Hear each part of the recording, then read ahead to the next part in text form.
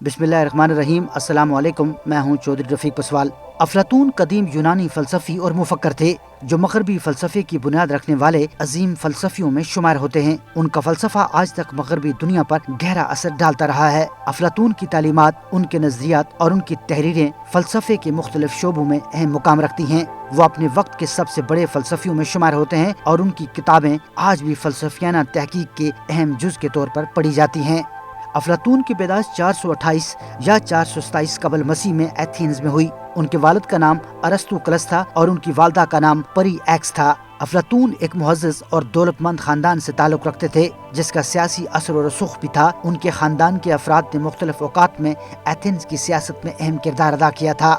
अफलातून का असल नाम अरस्तुक्लिस था, लेकिन उन्हें अफलातून के नाम से जाना गया। कहा जाता है कि उन्हें अफलातून का लक़ब उनके वसी और मजबूत शख्सियत की वजह से दिया गया, जिसका मतलब है कुशादा पेशानी वाला। अफलातून की जिंदगी में सबसे अहम मोड़ उस वक्त आया जब वो सुकरात के शागिर्द बने। सुकरात ने अफलातून के अंदर फ़लसफ़े की जुस्तजू पैदा की और उनके जहन को सच्चाई, इखलाक और इंसानियत के आला असूलों की तरफ मुतवज्जे किया। सुकरात की सादा जिंदगी, सच्चाई के पीछे चलने की तरगीब और सुकराती तरीके ने अफलातून की फ़लसफ़ियाना सोच को गहरा किया। अफलातून ने सुकरात को अपने शागिर्द के तौर पर तस्लीम किया और जब सुकरात को एथेंस में अदालत ने मौत की सजा सुनाई तो अफलातून उस सदमे से बहुत मुतासिर हुए। सुकरात की मौत के बाद अफलातून ने अपने उस्ताद की तालीमात को दुनिया तक पहुँचाने का अहद किया और उनको अपने कामों में शामिल किया। अफलातून का फ़लसफ़ा मुख्तलिफ मौज़ूआत पर मरकूज था जिसमें अखलाकियात, सियासत, इल्म, हकीकत और तालीम शामिल हैं। इनका सबसे मशहूर नजरिया मिसालों का नजरिया, जिसे अंग्रेजी में थ्योरी ऑफ फॉर्म्स कहा जाता है। इस नजरिए के मुताबिक जो कुछ भी हम मादी दुनिया में देखते हैं वो सिर्फ मिसालों या नकल होती है। हकीकत में जो कुछ भी मौजूद है वो गैर मादी और अब्दी मिसाल की शक्ल में मौजूद है। अफलातून का मानना था कि मादी दुनिया सिर्फ मिसालों का अक्स है और सिर्फ अक्ल और ज़हन की मदद से हम इन मिसालों को समझ सकते हैं। अफलातून का मानना था कि दुनिया की तमाम हकीकतें जो हम देखते हैं वो एक असली और लाजवाल हकीकत की अक्कासी करती हैं। ये मिसालें गैर मादी और अब्दी होती हैं और हमारा काम इनकी जुस्तजू करना होता है। अफलातून ने बहुत सी किताबें और मुकालमात लिखे जिनमें फ़लसफ़े के मुख्तलिफ पहलुओं को बयान किया गया।